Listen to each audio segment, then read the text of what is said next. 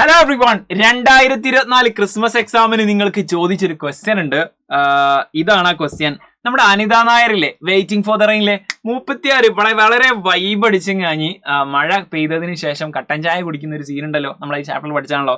അവരുടെ അന്നത്തെ ഡയറി എഴുതാൻ പറഞ്ഞിട്ട്. അപ്പോൾ ഇങ്ങനെ ഏത് ഡയറി ചോദിച്ചു കഴിഞ്ഞാലും എഴുതാൻ പറ്റുന്ന ഒരു ഫോർമാറ്റ് ആണ് പറയാൻ പോകുന്നത്. സോ ഇതുപോലെ വീഡിയോസിന് സബ്സ്ക്രൈബ് ചെയ്യാൻ മറന്നുകൊണ്ട. ഫോർമാറ്റ് ഇതാണ്. ജസ്റ്റ് നമ്മൾ ഡേയും ഡേറ്റും അങ്ങ് എഴുതി കൊടുക്കുക. ഡേറ്റ് എഴുതിയാൽ മതി. നെക്സ്റ്റ് വൺ, നമുക്ക് എന്താണോ അവനോ അവളോ ആരാണോ ഡയറി എഴുതുന്നത്, ആക്ച്വലി നമ്മൾ എഴുതുന്നത് പോലെ എഴുതണം.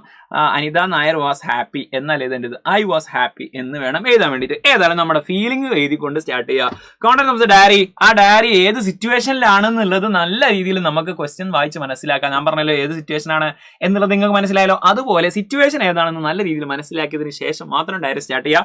അവസാനം സിഗ്നേച്ചറിന് അവിടെ പേര് കൊടുത്താൽ മതി, ഒരു ഒപ്പിട്ടാൽ മതി. എന്തായാലും അവിടെ ഒരു ആരാണ് എന്നുള്ളതിനെ അറിയിക്കാനുള്ള ഒരു സംഭവം ഉണ്ടായിരിക്കുക. ഈ ഒരു ഫോർമാറ്റ് ചെയ്യുക. അതിന്റെ എക്സാക്ട് രൂപം കാണിച്ചു തരികയാണ്, എക്സ്പ്ലെയിൻ ചെയ്യുന്നില്ല കാരണം ചെറിയ വീഡിയോ ആണ്.